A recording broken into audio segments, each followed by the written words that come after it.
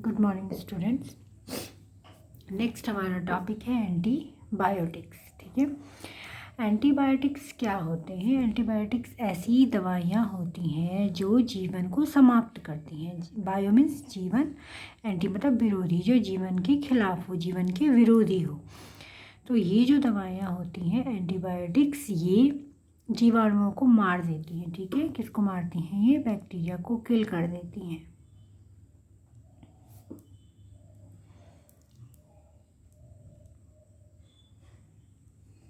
ठीक है, तो इसकी जो खोज हुई थी, इसकी खोज अचानक हुई, एंटीबायोटिक की खोज। ठीक है, एंटीबायोटिक की खोज का श्रेय जो है वो जाता है आपका अलेक्जेंडर फ्लेमिंग को। ठीक है, फ्लेमिंग क्या कर रहे थे कि एक जीवाणु वे कुछ खोज कर रहे थे वो।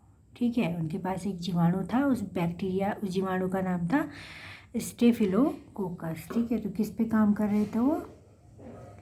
स्टेफिलोकोकाई पर वो काम कर रहे थे। आपको ये याद रखना है कि फ्लेमिंग किस बैक्टीरिया पर काम कर रहे थे, और जिस डिश पे वो काम कर रहे थे, यानी जिस पेट्री डिश में उन्होंने ये बैक्टीरिया को कल्चर करने को रखा था, उसके एक कोने पे बैक्टीरिया कल्चर नहीं हो रहे थे, बैक्टीरिया की ग्रोथ नहीं हो रही थी, बल्कि वहाँ पे उन्हें क्या दिखाई दिया? वहाँ पे उन्हें कुछ अलग कलर दिखाई दिया उन्हें। ठीक है, तो बाद में उन्होंने उसको चेक किया तो उन्होंने पाया कि उस पर फंगस थी, उसमें कवक थे।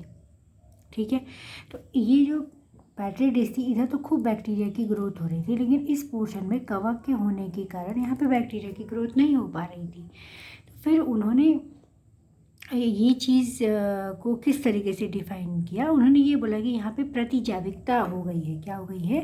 प्रतिजैविकता। प्रतिजैविकता का मतलब क्या होता है कि जब दो अलग अलग प्रकार के सूक्ष्म जीव आपस में एक साथ वृद्धि करते हैं, तो एक सूक्ष्म जीव जो ज़्यादा पावरफुल होता है वो दूसरे सूक्ष्म जीव की वृद्धि को रोक देता है या उसको मार देता है। तो यहाँ पे ये जो कवक था पेनिसिलिन, ये एक ऐसा केमिकल बना रहा था कि इन जीवाणुओं को यहाँ ग्रो नहीं करने दे रहा था। ठीक है, तो ये कौन सी मतलब इस घटना को क्या कहा गया? प्रतिजैविकता या एंटीबायोसिस पूछा जा सकता है। ठीक है, तो अलेक्जेंडर फ्लेमिंग ने खोज की, और तो पहले जो फर्स्ट हमारी जो एंटीबायोटिक ढूंढी गई उसका नाम था पेनिसिलिन। पेनिसिलिन ने किसको ग्रो नहीं करने दिया? स्टेफिलोकोकाई को।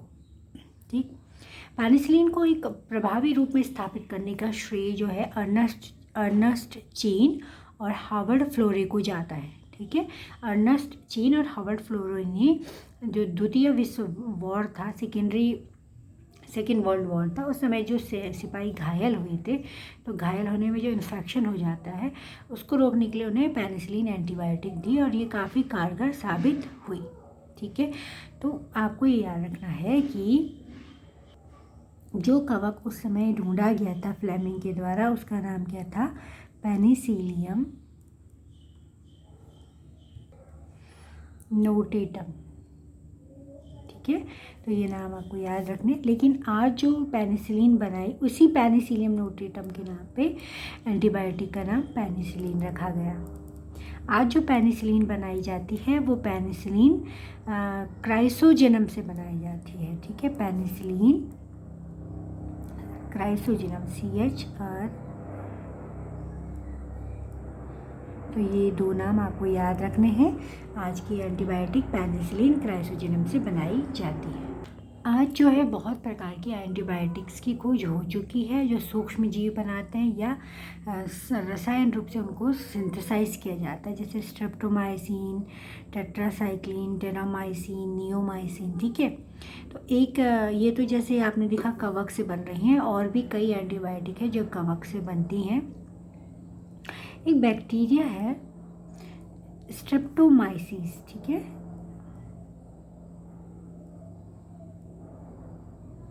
ये बैक्टीरिया काफ़ी हेल्पफुल है, इससे बहुत प्रकार की एंटीबायोटिक्स बनाई जा रही हैं। ठीक है, तो ये आपका होमवर्क रहेगा कि आपको डिफरेंट प्रकार की ये जो एंटीबायोटिक्स हैं आपको ढूंढना है कि ये किस सूक्ष्म जीव के द्वारा बनाई जाती है, उसका नाम क्या है, वो बैक्टीरिया है या कवक है। नेक्स्ट जो हमारा इंडस्ट्रियल यूज़ है, इंडस्ट्रियल यूज़ में हमने सबसे पहले अल्कोहल पढ़ा, फिर हमने एंटीबायोटिक्स पढ़ा। अब तीसरा जो हमारा है उसमें हम पढ़ेंगे विभिन्न प्रकार के केमिकल्स, एंजाइम और बायो एक्टिव मॉलिक्यूल। क्या है ये? देखिए, जहाँ तक हम केमिकल्स की बात करते हैं तो केमिकल में हमारा मेनली बात हम यहाँ पे करेंगे कार्बनिक अम्ल की। ठीक है, कार्बनिक अम्ल, ऑर्गेनिक एसिड। ठीक है, तो जैसे सिट्रिक अम्ल होता है, इसमें मैंने कुछ अम्ल के नाम लिखे हैं। कार्बनिक अम्ल जैसे सिट्रिक अम्ल है, ये हमें मिलता है एस्परजिलस नाइगर से। एस्परजिलस नाइगर एक कवक है। ठीक है, तो सिट्रिक अम्ल का यूज़ हम कहाँ करते हैं? जैसे आप कोल्ड ड्रिंक्स पीते हो तो जिसमें लेमन फ्लेवर आता है, खट्टा फ्लेवर आता है, उसमें आप इसको यूज़ करते हो। कहीं प्रिजर्वेटिव में भी इसको यूज़ किया जाता है। ठीक है, एसिटिक एसिड है, ये मिलता है हमें एसिटोबैक्टर एसिटाई जीवाणु से। तो ये सिरका में यूज़ किया जाता है। सिरका आपने देखा होगा, जब नूडल्स चाउमीन वगैरह बनाते हैं तो उसमें एसिटिक एसिड डाला जाता है, सिरका डाला जाता है। ठीक है, अगला है लैक्टिक एसिड। लैक्टिक एसिड मिलता है हमें लैक्टोबैसिलस बैक्टीरिया से। तो ये क्या करता है कि दूध की प्रोटीन के स्कंदन में इसका काम आता है। यानी हमें दूध से दही बनानी है तो हम दूध में लैक्टिक एसिड का पाउडर डाल देंगे। ठीक है, वो तुरंत क्या हो जाएगी, दही बन जाएगी। अगला है ब्यूटारिक अम्ल। ब्यूटारिक अम्ल हमें मिलता है क्लोस्ट्रिडियम ब्यूटाइलिकम। ये भी एक क्या है, बैक्टीरिया है। तो ये पशुओं के खाने में इसको डाला जाता है फूड एडिटिव के रूप में। तो ये डिफरेंट टाइप्स के अम्ल हैं जो बनाए जाते हैं सूक्ष्म जीवों का प्रयोग करके, और इनका विभिन्न प्रकार से हम यूज़ यहाँ पे देख रहे हैं। नेक्स्ट एंजाइम्स हैं। तो एंजाइम्स बहुत इम्पॉर्टेंट होते हैं हमारी डेली यूज़ के लिए। जैसे इसमें लाइपेज एंजाइम है, ये मिलता है कैंडिडा लाइपोलाइटिका, एक कवक है।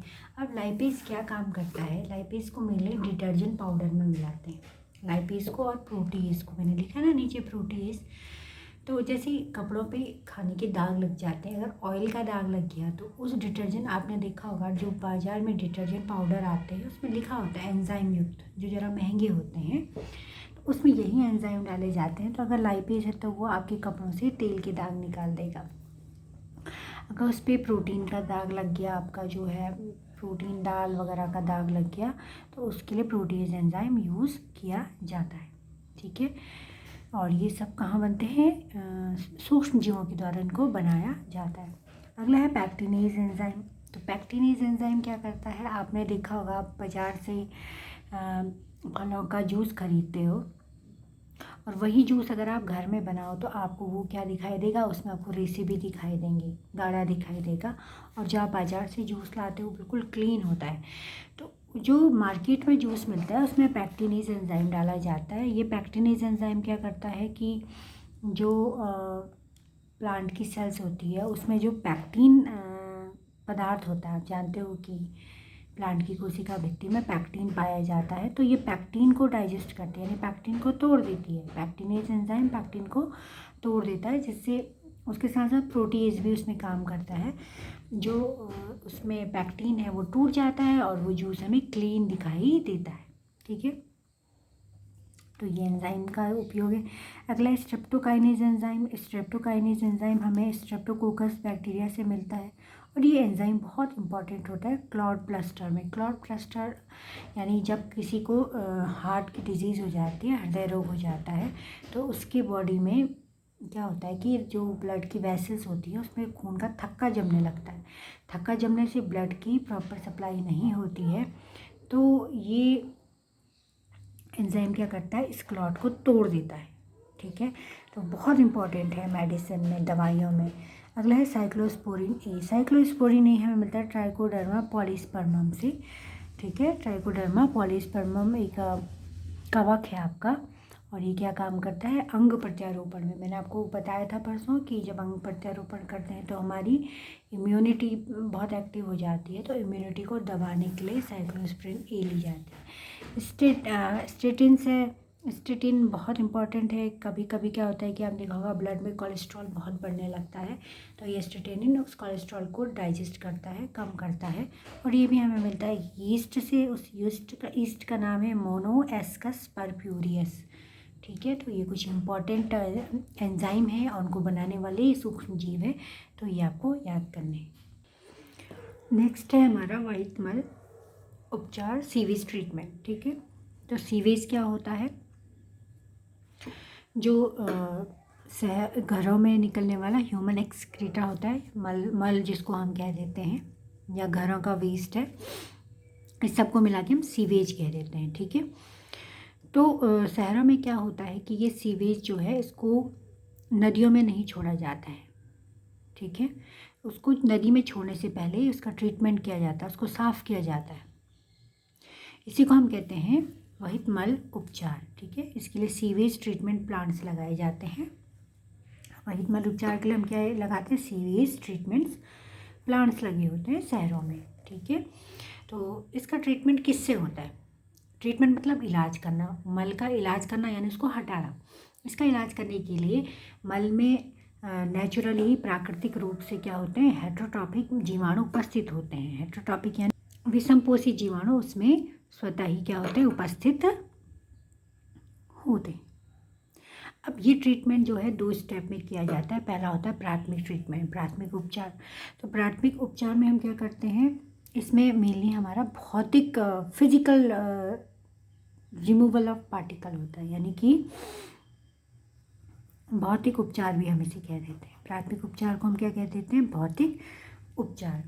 इसमें क्या होता है कि जो वहित मल है या जो भी गंदगी है उसको पहले एक बड़े से फ़िल्टर किया जाता है उसको। ठीक है, फ़िल्टर करने से क्या, एक टैंक होता है, उस टैंक में डालने से पहले उसको फ़िल्टर करते हैं। ठीक है, फ़िल्टर में क्या होता है कि जो तैरने वाली गंदगी होती हैं वो ऊपर आ जाती हैं, और जो नीचे जमने वाली गंदगी होती है वो नीचे आ जाती है। तो फिल्ट्रेशन करने के लिए हम क्या कर देते हैं, इसको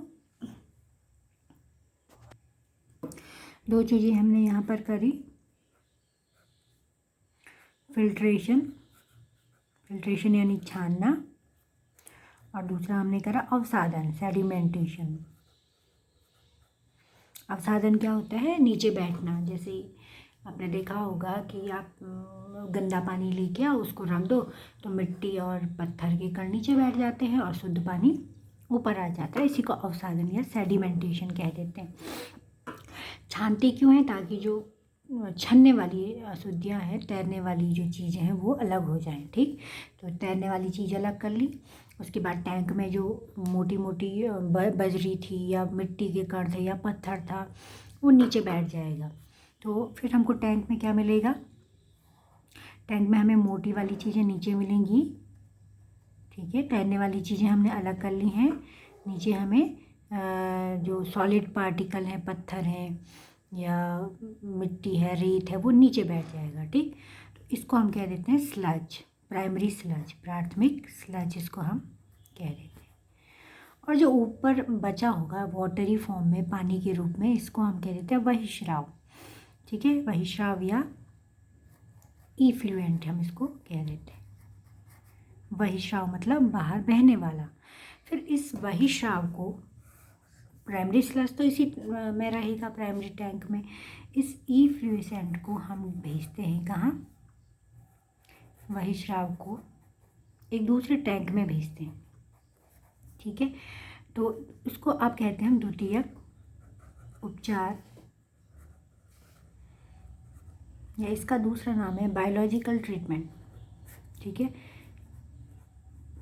जैविक उपचार। क्लियर, द्वितीयक उपचार में हम इस बहिश्राव को एक टैंक में डालते हैं। ठीक है, जब इस बहिश्राव को हमने टैंक में डाला तो हम इसे कॉन्टिन्यूसली घुमाते हैं, घुमाते रहते हैं। और यहाँ अंदर सबसे बड़ी बात आपको याद रखना, ऑक्सीजन पंप की जाती है। ऑक्सीजन इसमें दी जाती है, इसको पंप किया जाता है। तो इसमें क्या होता है कि जो ऑक्सीकृत बैक्टीरिया आपके होते हैं वो पनपने लगते हैं, एरोबिक माइक्रोब्स इसमें पनपने लगते हैं। और यहाँ पे क्या बनाते हैं, एक इस तरीके की परत बनाते हैं जिसे हम कह देते हैं फ्लॉक्स, या हिंदी में ऊर्णक कह देते हैं। क्या होता है flocs? Flocs masses of bacteria associate with fungal filament. यानी इस फ्लॉक्स में क्या होता है कि कवक के तंतु होते हैं। कवक आप जानते हो तंतु फॉर्म में होता है, और इसके तंतुओं के बीच में यहाँ पे बैक्टीरिया होते हैं। यहाँ क्या होते हैं? बैक्टीरिया होते हैं। तो पूछा जा सकता है फ्लॉक्स क्या होता है। तो ये यहाँ बिल्कुल ऊपर बन जाता है। ठीक, अब इसके बनने से क्या होता है, ये जो माइक्रोब्स होते हैं, ये जो सूक्ष्म जीव हैं, इसमें जो बैक्टीरिया है, इसमें जो कवक है, दो चीज़ें हैं। ये इसमें जो ऑर्गेनिक मैटर है, नीचे क्या है, वही स्राव में क्या है, ये वही स्राव है, इसमें क्या है हमारा ऑर्गेनिक पदार्थ है। ये इस ऑर्गेनिक पदार्थ का ऑक्सीकरण करते हैं। क्या करते हैं? ऑक्सीकरण करते हैं, इसको सरल रूप में तोड़ते हैं। ठीक है, ये बैक्टीरिया इस वही स्राव के कार्बनिक पदार्थ का ऑक्सीकरण करते हैं। ऑक्सीजन हम इसमें डाल रहे हैं। ठीक है, ये ऑक्सीकरण कब तक करेंगे, मतलब ये क्रिया कब तक होगी, इसके लिए हम चेक करते हैं बीओडी। बीओडी का फुल फॉर्म है बायोकेमिकल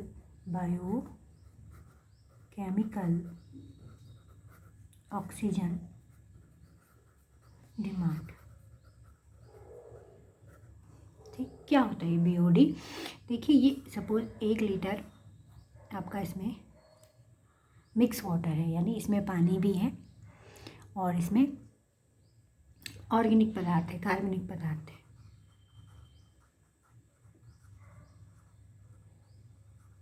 प्लस वाटर, कितना है ये?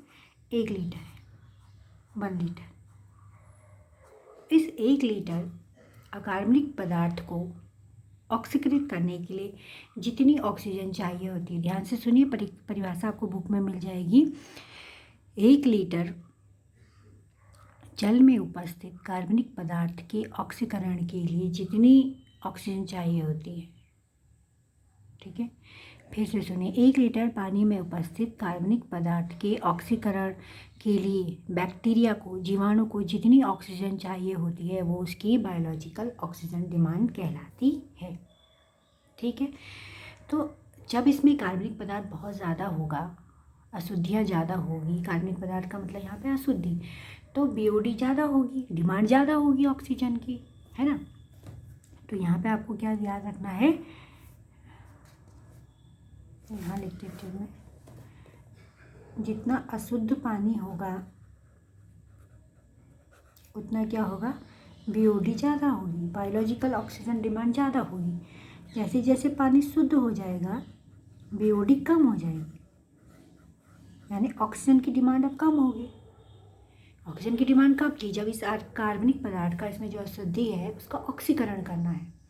तो इस जो टैंक है इसमें कब तक एजिटेशन करेंगे, ऑक्सीजन देते रहेंगे, जब तक हम देखेंगे कि बायोलॉजिकल ऑक्सीजन डिमांड अब कम हो गई है। तो इसको नापा जाता है, यहाँ से सैंपल लेके देखा जाता है कि ऑक्सीजन डिमांड अभी भी ज़्यादा है या कम है। अगर ज़्यादा है तो और करेंगे, कम हो गई है तो इसका मतलब इसमें जो ऑर्गेनिक पदार्थ था उसका ट्रीटमेंट हो चुका है। अब इसको भेजा जाता है, जैसे ये वाला टैंक था, इस टैंक से, जो एरिएशन टैंक था जिसमें हम ऑक्सीजन डाल रहे थे, इस टैंक से इसको हम भेजते हैं अब एक ऐसे टैंक में जिसमें ऑक्सीजन नहीं होती। ठीक है, इस टैंक में ऑक्सीजन नहीं होती है। यहाँ पे आपके अनाक्सी बैक्टीरिया होते हैं। क्या होते हैं यहाँ पे? अनाक्सी जीवाणु होते हैं, ये आपको ध्यान रखना है। तो यहाँ पे जो भी हमारा वेस्ट मटेरियल था जो हमने क्लीन करा है, इसको यहाँ भेजा जाता है। ठीक है, इसको हम कहते हैं एनारोबिक स्लज डाइजेस्टर। अब इसमें क्या है, इसमें आपका काफ़ी अकार्बनिक पदार्थ डाइजेस्ट हो चुका है इनऑर्गेनिक फॉर्म में, और इसमें फ्लॉक्स है ना, फ्लॉक्स जो बैक्टीरिया और कवक का जो बना हुआ एक कंबाइंड फॉर्म था, उसको यहाँ डालकर सेटल करने के लिए, जो इसमें उर्वरक है वो ताकि नीचे सेटल हो जाए। ठीक है, या उनको नष्ट करने के लिए। तो वो जो भी आपका बचा हुआ फ्लॉक्स होता है वो नीचे आ जाता है। इसमें से कुछ फ्लॉक्स को वापस हम यहाँ भेजते हैं। क्यों? क्योंकि यहाँ पे दोबारा से ट्रीटमेंट करना है। जो दोबारा से हमारा वेस्ट मटेरियल आएगा ना, उसको दोबारा से हमको क्या करना है, अकार्बनिक पदार्थ को वहाँ पे डाइजेस्ट ऑक्सीकृत करना है। तो ये एक जामन की तरह वहाँ भेजा जाता है। जैसे दही डालते हैं ना दूध में, तो दही का जामन डालते हैं, तो वैसे ये जो फ्लॉक्स है इसको वापस इस टैंक में थोड़ा सा डालते हैं इनोकुलम की तरह। अब जो बाकी का बचा हुआ इसमें ये फ्लॉक्स होता है, ठीक है, इसको कौन डाइजेस्ट करता है? क्योंकि अब इसे नष्ट करना है। ये बैक्टीरिया और जो कवक इसमें है ये हमें नहीं चाहिए। तो अब इसमें अनाक्सीकृत जीवाणु, क्योंकि ऑक्सीजन इसमें होती नहीं है, अनाक्सीकृत जीवाणु इनको डाइजेस्ट करते हैं। अनाक्सीकृत जीवाणु किस पे काम करते हैं? जो यहाँ पे आपके अनाक्सीकृत जीवाणु हैं वो आपका फ्लॉक्स को क्या करते हैं? नष्ट करते हैं। थोड़ा सा फ्लॉक्स आपने पुराने एरोबिक टैंक में भेजा, उसको एक्टिवेटेड स्लज कहते हैं, ठीक है। तो यहाँ पे कौन से बैक्टीरिया काम करते हैं? इसमें यहाँ पे आपके मीथेनोजन बैक्टीरिया काम करते हैं, ठीक है। यहाँ पे कौन से बैक्टीरिया होते हैं? मीथेनोजन बैक्टीरिया,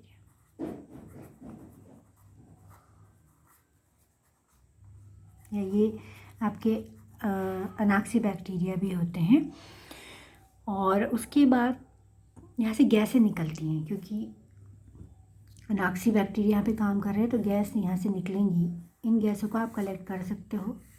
इस गैस में आपका क्या होता है? मीथेन होता है, ठीक है, आपका हाइड्रोजन सल्फाइड होता है, कार्बन डाइऑक्साइड होता है। तो ये गैस आप बायोगैस की तरह यूज़ कर सकते हो, ठीक है।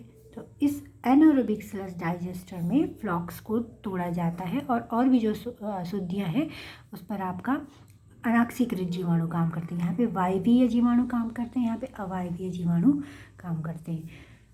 और जो गैस निकलती है उसको बायोगैस की तरह यूज़ किया जाता है।